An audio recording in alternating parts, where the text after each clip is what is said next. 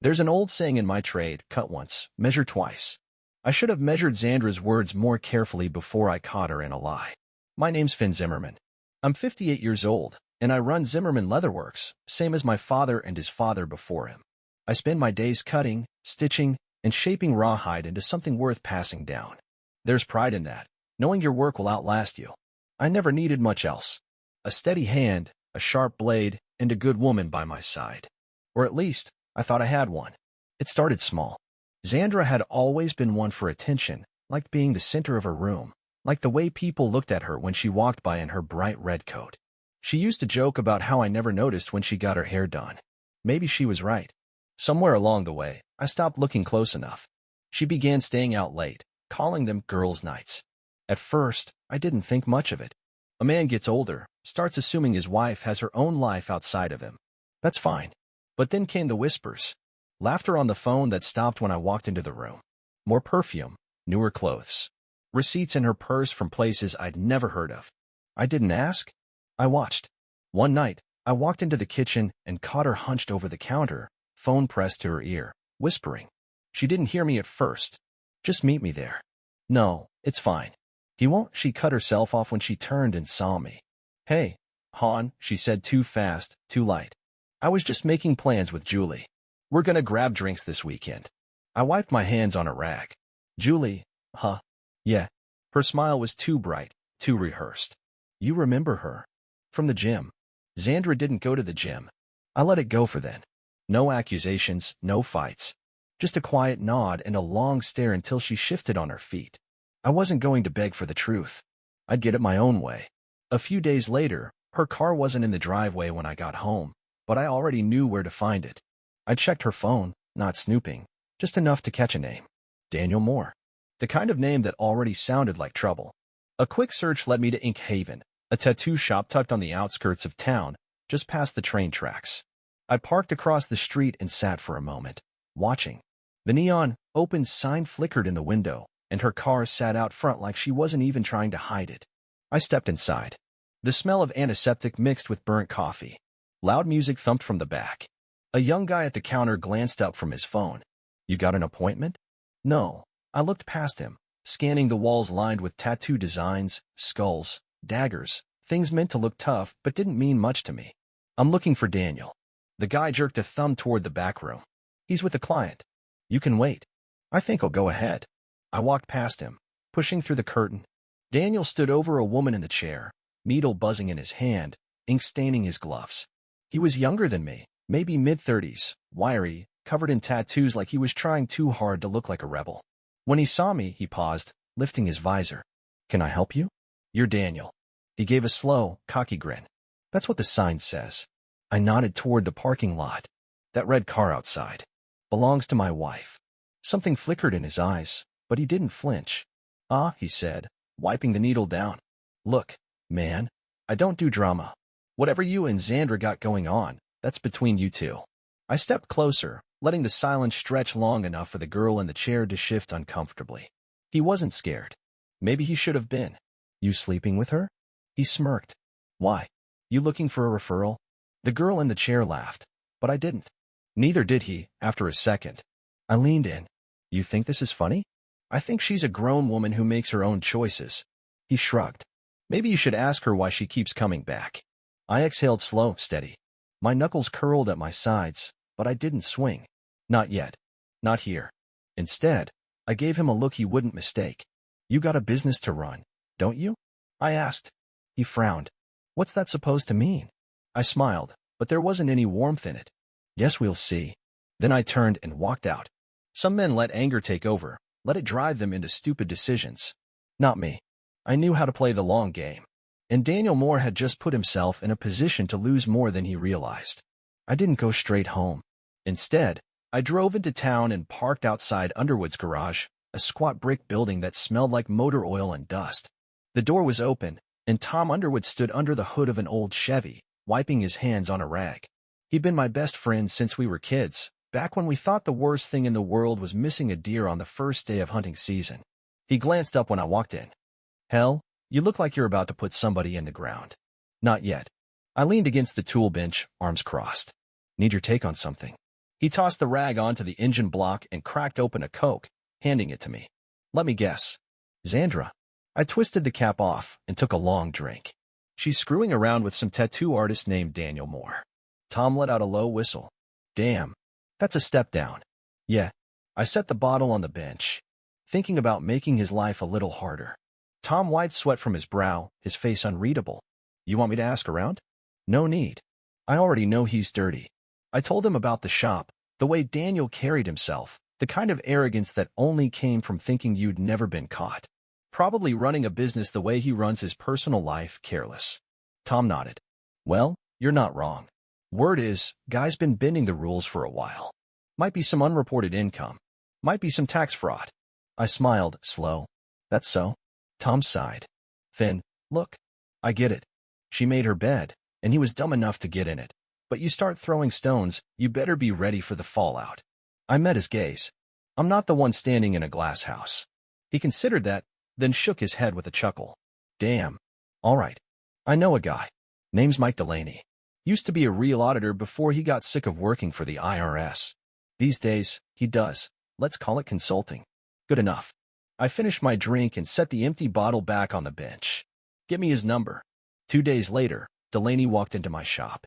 Mid-50s, hard-eyed, the kind of man who didn't waste words. He slid into the chair across from me, resting his elbows on the counter. Heard you got a problem, he said. I got a name. Daniel Moore. Inkhaven Tattoos. Find what you can. Make it official enough that he sweats. Delaney tapped a cigarette against his palm but didn't light it. You want him buried or just inconvenienced? I thought about that. I want him to feel it. Delaney nodded. That, I can do. By the end of the week, Daniel's shop had a visitor. Not Delaney himself. He was smarter than that, but a man in a crisp button-down with a clipboard and an official-looking badge. Word spread fast. The shop had irregularities. Fines were coming. Maybe even a temporary closure. And just like that, Zandra's little escape wasn't looking so comfortable anymore. I can see it in the way she moved around the house, distracted, checking her phone, chewing her lip. She'd never been good at hiding her nerves. One evening, she finally broke. God, everything's such a mess, she muttered, pacing the kitchen. I didn't look up from my work, shaping a new saddlebag for a custom order. That's so? She turned, hands on her hips. Don't do that. Don't act like you don't know. I set the leather down and met her gaze. Know what, Zandra? Her jaw clenched. You don't get to play innocent, Finn. Daniel's shop is being audited. He's under investigation. You think that's a coincidence? I exhaled slow, wiping my hands on my apron. Sounds like poor business practices to me. She threw up her hands. God, you're impossible. I leaned back against the workbench, watching her. You want to tell me why you care so much? Her mouth opened, then shut again. She turned away, gripping the edge of the counter. I don't want things to get ugly. I nodded. Then you should have thought about that before you crawled into bed with a man who doesn't know how to keep his books clean. She flinched like I'd hit her. For a second, I thought she might lash out, say something sharp and cutting, but instead, she just swallowed hard and walked out of the room. That was the moment I knew. She wasn't sorry. She wasn't even afraid of losing me. She was afraid of the fallout. And that meant I wasn't done yet. I didn't confront her again. I let her stew in it, let her feel the weight of her decisions. She still went through the motions, cooking dinner, asking about my day, but there was a tension in her voice, in the way she moved around the house like she was waiting for something to drop. Maybe she thought I'd explode, throw things, demand answers. I wasn't that kind of man. I preferred a sharper blade, one that cut clean. Zandra had always liked playing the role of the perfect wife in public. She cared what people thought, built her reputation on being the friendly, put-together woman who knew everyone's name at the grocery store. So when it came time to make my next move, I made sure to do it where it would hurt the most. Our anniversary was coming up.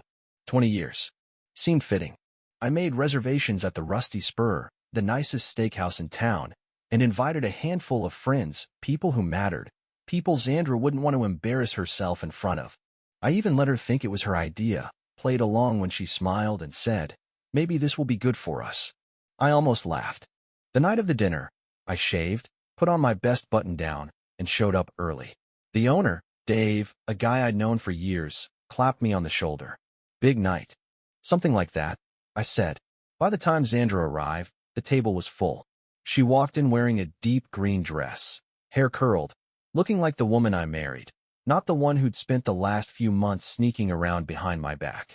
She kissed my cheek when she sat down, putting on a show for the guests. I let her. The drinks flowed. Conversations bounced from one end of the table to the other. Xandra laughed a little too hard at a joke from one of the guys. Then, just as the steaks arrived, I tapped my glass with a fork. "Appreciate everyone coming out tonight," I said, voice steady. Xandra smiled, squeezing my hand, probably thinking I was about to launch into some sentimental speech about love and commitment. I turned toward her, pulling a small wrapped box from under my chair. "Xandra, 20 years is a long time. I wanted to give you something special." Her eyes flickered with surprise, then excitement. Maybe she thought it was jewelry. She pulled off the wrapping, lifted the lid, and froze. Inside were the photographs, the receipts, the screenshots of texts between her and Daniel. The color drained from her face. The table went silent. Tom cleared his throat, setting his fork down. Someone murmured, "Jesus." Xandra swallowed hard, forcing a breathy laugh. "Finn, I didn't let her finish. No need to explain. It's all right there." I leaned back in my chair, watching her with the same patience I gave a fresh cut of leather. Figured everyone should see what I've been looking at these past few weeks. She turned to me, eyes pleading, voice hushed. "Please, not here." I tilted my head. "Why not? You weren't too concerned about privacy before." Her fingers clenched around the box like she could will it away, like she could undo what had just happened. But she couldn't. People were whispering now. I caught the look on Eva Moore's face, Daniel's wife, sitting at the far end of the table. Her expression was cold, unreadable, but her grip on her wine glass was tight enough to turn her knuckles white. She wasn't stupid. She understood exactly what I was laying out in front of her. Xandra pushed her chair back. "I need some air." I nodded. "Go ahead." She left in a hurry, heels clicking against the hardwood, the restaurant buzzing in her wake. I let her go. I wasn't done yet. I turned toward Eva, caught her staring at the box. "Figured you should have those," I said, nudging it across the table. She hesitated, then picked up one of the photos, one of Xandra and Daniel outside the tattoo shop, too close for just friends. A muscle in her jaw twitched. "You've had these for a while." "A little while." Her fingers traced the edge of the paper, her expression unreadable. Then she let out a slow breath and reached for her phone. Daniel's night was about to get a lot worse. I picked up my whiskey, took a slow sip, and let the weight of it all settle. The game had only just started. Xandra didn't come back to the table. I wasn't surprised. She wasn't used to being the one on the receiving end of humiliation. When things got uncomfortable, she ran. That's exactly what she did that night. Bolted out the door like a scalded dog, leaving me sitting there, cool as ever, letting the moment stretch. The whispers swirled around the restaurant, but I didn't pay them any mind. I'd done what I came to do. Eva was still holding the photo, staring at it like she could burn a hole through it just by looking. Finally, she set it down, her lips pressing into a tight line. "You could have just sent this to me," she said. I took another sip of my whiskey. "Could have." She turned to me, dark eyes sharp. "Wanted a show?" I met her gaze. "Wanted witnesses." She considered that for a moment, then nodded slowly. "Smart." Tom, who'd been silent until now, leaned back in his chair. "So what happens next?" I shrugged. "That depends on her." I nodded toward Eva. She let out a slow breath, then picked up her phone and stood. "Well," she said, stuffing the evidence into her purse. "I guess I've got a conversation to have." I didn't envy Daniel in that moment. Eva wasn't the kind of woman to cry and beg. She was the type to torch the whole damn house down. As she walked out, Tom shook his head. "Gotta say, that was cold." "Just the truth," I said. "Nothing more, nothing less." By the next morning, the fallout had already begun. Daniel's shop was still open, but not for long. Eva had gone nuclear, put his texts and photos on social media, sent copies to his landlord, even let a few business owners in town know exactly what kind of man they were dealing with. And to top it off, the IRS audit I'd set in motion was starting to gain traction. The first fine hit him that afternoon, a notice slapped right on his front door. I swung by the shop, just to watch. Sat in my truck across the street, arms folded, watching as Daniel stormed out of the building, snatching the paper off the door. He read it, crumpled it in his fist, then kicked the trash can so hard it went skidding into the road. I rolled my window down. "Something wrong, Moore?" His head snapped toward me, eyes burning with rage. He stalked across the street, shoving his hands into his pockets like he was fighting the urge to throw a punch. You think this is funny? I smirked. A little. He leaned in, voice low and dangerous. You just couldn't let it go, could you? Let what go? I asked, feigning innocence. Your inability to keep a business clean, or the fact that you couldn't keep your hands off another man's wife? His jaw tightened. You think this is over? I sighed, shook my head. It was over the second you decided to touch something that wasn't yours. You just didn't know it yet. He stood there, nostrils flaring, hands still jammed in his pockets. I could tell he wanted to swing. I almost wished he would. It would have given me an excuse. But Daniel wasn't that dumb. Instead, he spit on the ground, turned on his heel, and stalked back inside. I let the moment sit, then rolled my window up and drove away. That night, Xandra finally came home. I was in the workshop, trimming a new belt strap, the scent of cut leather thick in the air. She walked in like a ghost, arms wrapped around herself, eyes hollow. She didn't speak for a long moment, just stood there, staring at the floor. I kept working, slicing through the hide with a steady hand. Something on your mind? She flinched, like she'd been expecting me to yell, to curse, to rage. Instead, I was just there, solid, unshaken. She took a shaky breath. I made a mistake. I ran a hand over the leather, checking the cut. Which one? She swallowed hard. Finn. I never meant. I set the knife down. Stop. Her mouth snapped shut. I looked up, finally meeting her eyes. You think this is about what you meant? That it would have hurt less if it wasn't a mistake? Tears welled in her eyes, but I didn't care. Not anymore. She hesitated. Can we talk? I exhaled, wiping my hands on my apron. No, Xandra. We're past talking. Her face crumpled. What do you want? I met her gaze, steady as ever. I want you gone. She sucked in a breath, then nodded, like she'd already known that was coming. Maybe she had. Without another word, she turned and walked out. I listened to her footsteps retreat through the house, the quiet shuffle of her gathering things. The front door opened, closed, and just like that, she was gone. I picked up my knife, turned back to the belt, and finished the cut. The house felt different without her. Quieter, but not in a bad way. Just settled, like a storm had finally passed. I went about my life the same way I always had. Woke up early, made coffee, went to the shop. The smell of leather, the scrape of a blade against hide, the weight of a finished piece in my hands. It was steady, predictable. My work had never let me down. People in town had started looking at me differently. Some with pity, some with curiosity. I ignored both. I wasn't some broken man licking his wounds. Xandra had made her choices. I had made mine. And I had no regrets. Tom swung by the shop a few days later, a to-go cup of coffee in one hand, a smirk on his face. He leaned against the counter, taking a sip. Heard she's staying with her sister out in Billings. I nodded, finishing a stitch on a custom satchel. Makes sense. Not a lot of places left for her here. He let out a low chuckle. Can't say I blame folks. Town's got a long memory. I didn't respond. I didn't need to. Xandra had built her life on reputation, on being well-liked, on being the woman who always knew what to say, what to wear, how to work a room. Now, those same people barely looked at her. That was the thing about betrayal. It had a way of rotting everything around it. Tom set his coffee down. You doing all right? I nodded. Never better. He studied me for a second, then shook his head with a laugh. You're a cold son of a bitch, you know that? I smirked. Just don't see the point in mourning something that ain't worth it. The doorbell jingled. A kid stepped in, maybe 20, all nervous energy and hesitation. He had that look of someone who didn't quite belong, like he was waiting for someone to tell him to leave. I nodded toward him. You looking for something? He swallowed. Yeah? Hi, my name's Eli. I heard you take on apprentices sometimes. Tom gave me a look, eyebrow raised. I ignored it. I studied the kid, too thin, clothes a little too big like he'd lost weight he couldn't afford to lose. Hands shoved in his pockets, but I could tell they were calloused. He'd worked with them before. I wiped my hands on a rag. You ever worked leather before? Eli shook his head. No, sir. But I learned fast. I leaned back against the workbench. You got a job now? No, he hesitated.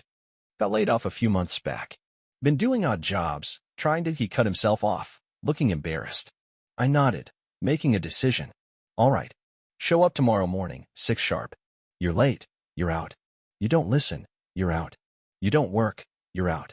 His eyes lit up like I'd just handed him a winning lottery ticket. Yes, sir. I won't be late. I nodded. Good. He left, and Tom let out a low whistle. Didn't peg you for the mentor type? I shrugged. Kid's got hands that need something to do. Better leather than trouble. Tom smirked. Guess Xandra's not the only one moving on, huh? I just picked up my needle and thread, getting back to work. Moving on wasn't the right word. It was just doing what I'd always done, cutting away what wasn't worth keeping and making something stronger in its place. Eli showed up the next morning at 5:55, standing outside the shop with his hands shoved in his pockets, looking half-frozen in the early morning Montana air. I unlocked the door, jerking my head for him to follow. He stepped inside, glancing around like he was walking into a church, like the rows of tools and rolls of leather were something sacred. Maybe to me, they were. Coffee's over there, I said, nodding toward the old percolator in the corner. He hesitated. I'm good. I smirked. You won't be by noon. I handed him a scrap of raw hide and a simple awl, nothing sharp, just something to test his grip. Show me how you'd hold it. He adjusted his fingers a couple of times, trying to guess at what I wanted. It wasn't perfect, but it wasn't bad either. I corrected his hand placement, then stepped back. That's better. You keep at it. You'll get the feel. He nodded, determined. The kid had something in him, some quiet kind of hunger. Not the loud, desperate kind that burned out quick, but the steady, stubborn kind that stuck. I like that. By noon, his hands were sore, his fingers stiff, but he hadn't complained once. He was still standing at the workbench, brow furrowed in concentration, when the shop door jingled open. I looked up and saw Eva Moore step inside. She had on dark jeans and a leather jacket, her hair pulled back in a way that made her look sharper than usual, more dangerous. Eli glanced up at her, then at me, like he wasn't sure if he should disappear. Go grab lunch, I told him. Be back in 30. He nodded, wiping his hands on his jeans before slipping out the door. Eva walked up to the counter, resting her hands on the wood. Heard your wife left town. I met her gaze. Heard your husband did too. She smirked, but there was no humor in it. Yeah, after he lost his business, his house, and whatever backbone he had left. I didn't say anything. There wasn't much to say. Daniel Moore had been a cockroach. Now he was a dead one. Eva pulled a small box out of her purse and set it on the counter. This came in the mail yesterday. Thought you'd want to see it. I flipped the lid open. Inside was a stack of legal papers, divorce finalization, asset division, all the official proof that my ties to Xandra were cut for good. I skimmed the pages, then shut the box. Eva folded her arms. So, what now? I shrugged. Same thing I was doing before. Work. She studied me for a second, then gave a slow nod. You ever think about branching out? Maybe selling your work in bigger markets? I raised an eyebrow. You offering business advice? She smirked. I'm offering an opportunity. I got a cousin who owns a boutique up in Jackson Hole. High-end, tourists with more money than sense. She'd pay good money for quality leather work. I thought about it for a second. Expansion had never been a priority. I liked working with my hands, liked keeping things small, personal. But maybe it was time to build something bigger. I'll think about it, I said. She nodded, slipping her hands into her pockets. Well, let me know. She turned to leave, then hesitated. For what it's worth, you handled this whole thing better than most would. I leaned against the counter. Wasn't about handling it. Was about making sure they knew I wouldn't be the one left crawling. She nodded once, then walked out. That night, I sat in the workshop long after dark, finishing a belt I'd been working on for weeks. Simple, but strong, built to last. I ran my fingers over the finished edge, the smooth, worn leather, and set it aside. Some things weren't worth fixing. Some things just needed to be replaced. A year passed. Zimmerman Leatherworks had expanded, not into some overgrown factory or a mass production mess, but enough to make a difference. Orders came in steady, and I had Eli handling the simpler jobs now. Kid had a good hand, steady, patient. I'd seen plenty of young guys rush their work, thinking speed mattered more than skill. Eli wasn't one of them. He listened, practiced, got better every day. I didn't say it out loud, but I was proud of him. One afternoon, he was working on a saddle strap when I stepped outside to stretch my legs. The town had moved on from the scandal. People had stopped whispering about Xandra. Daniel had disappeared, last I heard, running a second-rate parlor in some backwater town where no one knew his name. Eva had gone full steam ahead with her business, making sure he didn't have a dollar left to his name. And Xandra? I heard she tried to come back a few months ago, but no one wanted much to do with her. She burned every bridge in town, and folks around here didn't rebuild them easily. She'd packed up again, moved out to California or Texas, depending on who you asked. Didn't matter to me. She was gone. She could stay that way. I leaned against the railing, watching the slow afternoon traffic roll by, when a familiar voice cut through the quiet. You always look like you're thinking about something heavy. I turned. Bella King stood there, arms crossed, a half smile on her face. She ran the bakery a few streets over. Damn good biscuits, best sourdough in town. I'd seen her at the farmer's market a few times, always with flour on her jeans and a sharpwood in her pocket. Maybe I am, I said. She tilted her head. You ever think about actually telling someone what goes on in that head of yours? I smirked. That sounds like a trap. She laughed, leaning against the post beside me. Maybe. But you strike me as a man who knows how to avoid one. I thought about that for a second, then nodded toward the shop. You ever seen real leatherwork up close? She raised an eyebrow. You trying to impress me, Zimmerman? Just figured you should see something that lasts. She studied me for a moment, then pushed off the post. All right, then. Show me. I held the door open, and she stepped inside, running a hand over the belts hanging on the wall, fingers trailing the hand-stitched details. She let out a low whistle. You really made all these? I nodded. She picked up a wallet, flipping it over in her hands. You ever think about doing a collab? Leather goods for the bakery crowd? I huffed a laugh. What? You want custom-made bread pouches? She grinned. Don't tempt me. Eli glanced up from his work, then back at me. He smirked, but didn't say a word. Smart kid. Bella set the wallet back down, turning toward me. Anyway, I just came by to see if you were finally gonna come try my damn biscuits. I shrugged. I was getting around to it. She narrowed her eyes. That's what they all say. I picked up my hat from the counter and nodded toward the door. Lead the way, then. She smiled, shaking her head. You sure move slow, Zimmerman. I glanced around the shop, Eli working at the bench, the smell of leather and cutwood in the air, the weight of something solid under my hands. I wasn't in a rush. Yeah, I said, following her out. But I get where I'm going.